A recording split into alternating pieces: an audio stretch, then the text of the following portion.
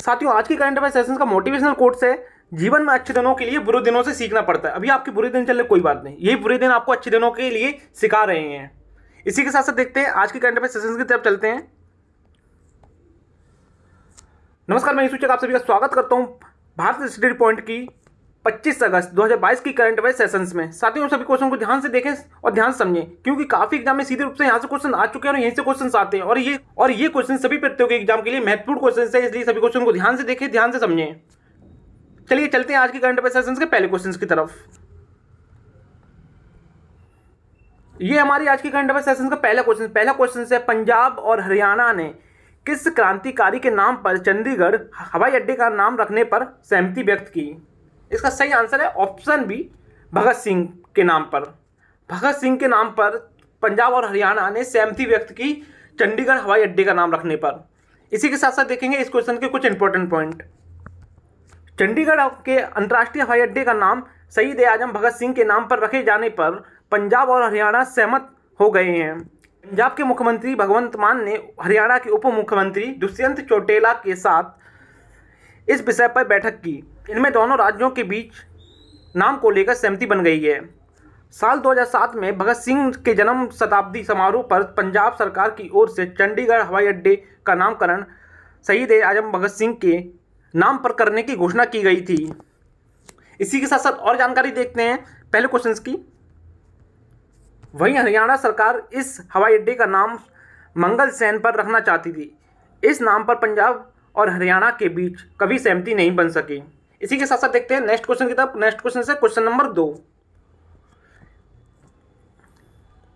ये हमारी आज की करंट अफेयर सेशन का 2 नंबर क्वेश्चन है, किस राज्य के मुख्यमंत्री हेमंत बिस्वा शर्मा ने विद्यारत स्कूल ऑन व्हीकल परियोजना शुरू की? आपको पता ही होगा हेमंत बिस्वा शर्मा कहाँ के मुख्यमंत्री हैं? ये आसाम के मुख्यमंत्री हैं। इसका सही आंसर होगा आसाम। इसी के साथ साथ देखेंगे 2 नंबर क्वेश्चन के कुछ इंपॉर्टेंट पॉइंट।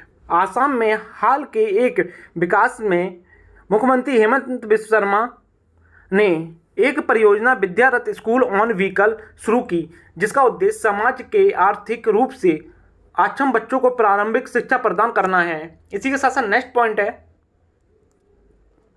गुवाहाटी उच्च न्यायालय में आयोजित कार्यक्रम में बोलते हुए मुख्यमंत्री हेमंत बिस्वा शर्मा ने कहा, विद्यारत स्कूल ऑन व्हीकल परियोजना आर्थिक रूप से विकलांग बच्चों अकादमी के रूप में सशक्त बनाने में सहायक होगी। इसी के साथ साथ 2 नंबर क्वेश्चन की कुछ और जानकारी देखते हैं। विद्यारत स्कूल ऑन व्हीकल परियोजना क्या है? विद्यारत स्कूल ऑन व्हीकल परियोजना कथित तौर पर 10 महीने के लिए वंचित बच्चों को प्राथमिक शिक्षा तक पहुंच प्रदान करेगा। 10 महीने के बाद पारंपरिक शिक्षा प्रणाली से जोड़ा जाएगा। परियोजना के तहत बच्चों को और फ्री में मध्याह्न भोजन कराया जाएगा। आसाम की राजधानी दिसपुर, आसाम के मुख्यमंत्री हेमंत बिस्वा शर्मा, आसाम के राज्यपाल जगदीश मुखी। इन्हीं पॉइंटों के साथ साथ नेक्स्ट क्वेश्चन की तरफ चलते हैं, क्वेश्चन नंबर 3 की तरफ। 3 नंबर क्वेश्चन दुखद क्वेश्चन है, भारतीय फुटबॉल टीम के पूर्व कप्तान समर बनर्जी का निधन किस आयु में हुआ? इसका सही आंसर है ऑप्शन ए, 92 वर्ष की आयु में। ये हैं पूर्व कप्तान समर बनर्जी। चलिए देखते हैं क्वेश्चन के कुछ इंपॉर्टेंट पॉइंट।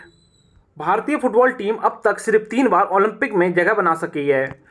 बनर्जी के नेतृत्व वाली 1956 की भारतीय टीम ने ओलंपिक में अब तक का सर्वश्रेष्ठ प्रदर्शन किया है।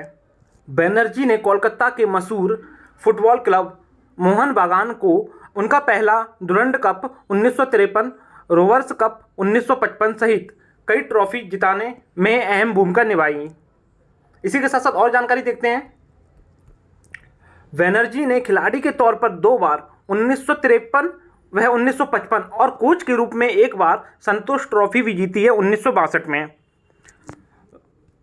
और वह भारतीय फुटबॉल टीम के चयनकर्ता भी रहे हैं। इसी के साथ साथ देखते हैं नेक्स्ट क्वेश्चन नंबर 4। और हमारी आज की करंट अफेयर सेशंस का 4 नंबर क्वेश्चन भी दुखद क्वेश्चन है। झारखंड के पूर्व राज्यपाल शिवते राजी का निधन। उन्होंने अपने राजनीतिक जीवन की शुरुआत किस सन में की थी?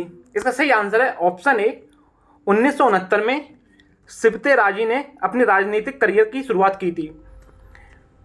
इसी के साथ साथ देखते हैं क्वेश्चन के बारे में कुछ और जानकारियाँ। ये हैं कुछ इंपॉर्टेंट पॉइंट। झारखंड के पूर्व राज्यपाल सैयद शिवते राजी का निधन हो गया है। राजी ने अपने राजनीतिक जीवन की शुरुआत 1969 में की थी। उन्होंने वर्ष 2004 से 2009 तक झारखंड के राज्यपाल के रूप में कार्य किया। वे कांग्रेस से जुड़े रहे और वे 3 बार राज्यसभा सदस्य भी रहे। बाद में उन्हें झारखंड और असम का राज्यपाल बनाया गया। कांग्रेस से जुड़े राजी का जन्म उत्तर प्रदेश के कांग्रेस के गढ़ रायबरेली में हुआ था और राजी का जन्म 7 मार्च 1939 में हुआ था। उन्होंने रायबरेली के हुसैनाबाद हायर सेकेंडरी स्कूल से 10वीं की पढ़ाई करने के बाद सिया कॉलेज में दाखिला लिया और उन्होंने बीकॉम लखनऊ विश्वविद्यालय से किया। इसी 4 नंबर क्वेश्चन के साथ साथ चलते हैं नेक्स्ट क्वेश्चन नंबर 5 की तरफ। नेक्स्ट क्वेश्चन 5 नंबर क्वेश्चन को ध्यान रखिएगा। 2022 में अन्ना मणि की कौन सी जयंती के अवसर पर उन्हें गूगल ने सम्मान दिया? इसका सही आंसर है ऑप्शन ए, 104वीं जयंती पर अन्ना मणि को गूगल ने सम्मान दिया। चलिए इसी के साथ साथ देखते हैं 5 नंबर क्वेश्चन के कुछ इंपॉर्टेंट पॉइंट। ये हैं कुछ इंपॉर्टेंट पॉइंट। गूगल ने भारत के प्रसिद्ध भौतिक विज्ञान और मौसम विज्ञान अन्ना मणि की 104वीं जयंती के अवसर पर एक खास डूडल बनाया है। गूगल ने इस डूडल के जरिए उन्हें भावविहीन श्रद्धांजलि दी है। गूगल ने अपने होम पेज पर अन्ना मणि के रंग बिरंगा और सांकेतिक चित्र के माध्यम से अन्ना मणि को सम्मान दिया। इसी के साथ साथ और जानकारी देखते हैं। भारत की मौसम महिला के नाम से प्रसिद्ध अन्ना मणि का मौसम पूर्व अनुमान के क्षेत्र में योगदान काफ़ी ज़्यादा है। अन्ना मणि का जन्म 23 अगस्त 1918 को केरल में हुआ था। उन्होंने एक भौतिकी विज्ञान और मौसम विज्ञान के रूप में अपनी पहचान बनाई। इसी के साथ साथ और जानकारी देखते हैं अन्ना मणि के बारे में। आज अन्ना मणि की बदौलत भारतीय एजेंसियों के लिए देश की मौसम स्थिति को सटीक अनुमान लगाना संभव हो पा रहा है। इसी लास्ट पॉइंट के साथ साथ चलते हैं नेक्स्ट क्वेश्चन की तरफ, क्वेश्चन नंबर 6 की तरफ। यह हमारी आज की करंट अफेयर्स सेशन का 6 नंबर क्वेश्चन। हाल ही में अंतर्राष्ट्रीय खगोल विज्ञान और खगोल भौतिकी ओलंपियाड में भारत कौन से स्थान पर रहा है? इसका सही आंसर ऑप्शन सी, तीसरे स्थान पर। इसी के साथ साथ देखते हैं इंपॉर्टेंट पॉइंट। ये कुछ इंपॉर्टेंट पॉइंट है। भारत ने खगोल विज्ञान और खगोल भौतिकी पर आयोजित 15वें अंतर्राष्ट्रीय ओलंपियाड की पदक तालिका में तीसरा स्थान हासिल किया। इसी के साथ साथ नेक्स्ट और लास्ट पॉइंट है, खगोल विज्ञान और खगोल भौतिकी पर 15वां अंतर्राष्ट्रीय ओलंपियाड 14 से 21 अगस्त 2022 तक जॉर्जिया के कुटेसी में आयोजित किया गया। इसी लास्ट पॉइंट के साथ साथ चलते हैं नेक्स्ट क्वेश्चन की तरफ, क्वेश्चन नंबर 7 की तरफ। यह हमारी आज की करंट अफेयर्स सेशन का 7 नंबर क्वेश्चन। हाल ही में कौन से राष्ट्रमंडल संसदीय सम्मेलन की मेजबानी कनाडा करेगा? इसका सही आंसर है ऑप्शन डी, 65वें राष्ट्रीय संसदीय सम्मेलन की मेजबानी कनाडा करेगा। इसी के साथ साथ देखते हैं कुछ इंपॉर्टेंट पॉइंट। ये हैं कुछ इंपॉर्टेंट पॉइंट। 65वें राष्ट्रीय मंडल संसदीय सम्मेलन की मेजबानी कनाडा करेगा। कनाडा के हैलिफैक्स में 20 से 26 अगस्त तक 65वां राष्ट्रीय मंडल संसदीय सम्मेलन का आयोजन हो रहा है। सम्मेलन के दौरान विभिन्न विषयों पर 8 कार्यशालाएं आयोजन हो रही हैं। लास्ट पॉइंट के साथ साथ चलते हैं नेक्स्ट क्वेश्चन की तरफ। क्वेश्चन ये हमारी आज की करंट अफेयर्स सेशन का 8 नंबर क्वेश्चन। जितेंद्र सिंह ने कौन सी पूरी तरह से स्वदेशी रूप से निर्मित हाइड्रोजन ईंधन सेल बस का अनावरण किया? इसका सही आंसर है ऑप्शन ए, पहली। जितेंद्र सिंह ने पहली हाइड्रोजन ईंधन सेल बस का अनावरण किया, स्वदेशी। इसी के साथ साथ देखेंगे कुछ 8 नंबर क्वेश्चन के इंपॉर्टेंट पॉइंट।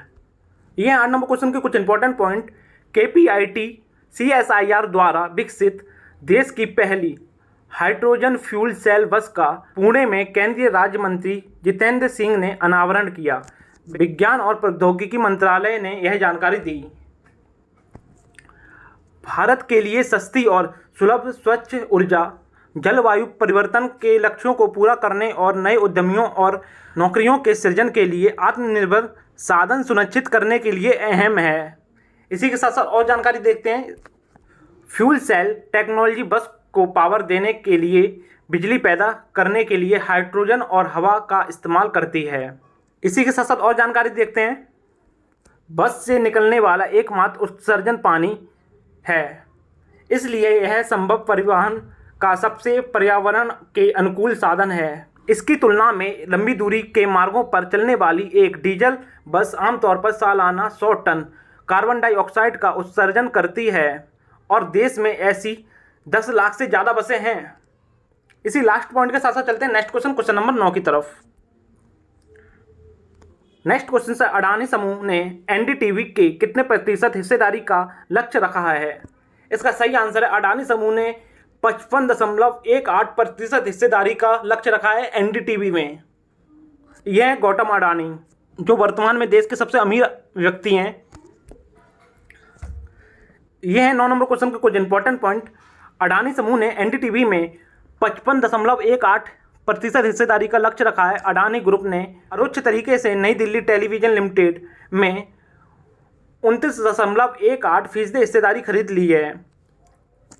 रिपोर्ट के मुताबिक अडानी ग्रुप एनडीटीवी की 55.18% हिस्सेदारी खरीदना चाहता है। इसी के साथ साथ कुछ और जानकारियां देखते हैं।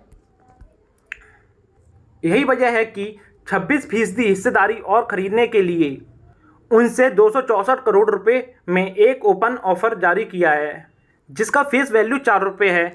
एनडीटीवी के संस्थापक प्रणय रॉय और राधिका रॉय। एनडीटीवी की स्थापना 1988 में हुई। एनडीटीवी का मुख्यालय नई दिल्ली में है। इसी लास्ट पॉइंट के साथ साथ चलते हैं नेक्स्ट और लास्ट क्वेश्चन की तरफ, क्वेश्चन नंबर 10 की तरफ। ये हमारे आज की करंट अफेयर सेशन का लास्ट और 10 नंबर क्वेश्चन। विश्व गुजराती भाषा दिवस हर साल कब मनाया जाता है? इसका सही आंसर है ऑप्शन बी, 24 अगस्त को विश्व गुजराती भाषा दिवस मनाया जाता है। इसी के साथ साथ देखते हैं आखिरी क्वेश्चन के कुछ इंपॉर्टेंट पॉइंट। ये हैं आखिरी क्वेश्चन के इंपॉर्टेंट पॉइंट। विश्व गुजराती भाषा दिवस हर साल और 2022 में 24 अगस्त को मनाया जाता है। यह दिवस गुजरात के महान लेखक वीर नर्मद की जयंती के उपलक्ष्य में मनाया जाता है। इसी के साथ साथ कुछ और जानकारी देखते हैं आखिरी क्वेश्चंस की। वीर नर्मद का जन्म 24 अगस्त 1983 को गुजरात के सूरत में हुआ था। वह एक ब्राह्मण परिवार से थे। उनका पूरा नाम नर्मद शंकर लाल शंकर दवे था। नर्मद ने 22 साल में पहली कविता लिखी। अब जानते हैं विश्व गुजराती भाषा दिवस का महत्व। अत्यधिक कष्टों के बीच एक नया गुजराती शब्दकोश भाषण में महत्वपूर्ण योगदान देने वाले कवि को श्रद्धांजलि देते हैं। आखिरी पॉइंट के साथ साथ आज की करंट अफेयर सेशन समाप्त होती है। आज के करंट अफेयर सेशन को पूरा लेने के लिए धन्यवाद। और अभी तक आपने चैनल को सब्सक्राइब नहीं किया तो सब्सक्राइब करने के साथ साथ बेल आइकन पर क्लिक जरूर कर लें और डेली सुबह 4 बजे करंट अफेयर सेशन को जरूर लेते रहें। और चलिए मिलते हैं कल की करंट अफेयर सेशन में। तब तक के लिए जय हिंद।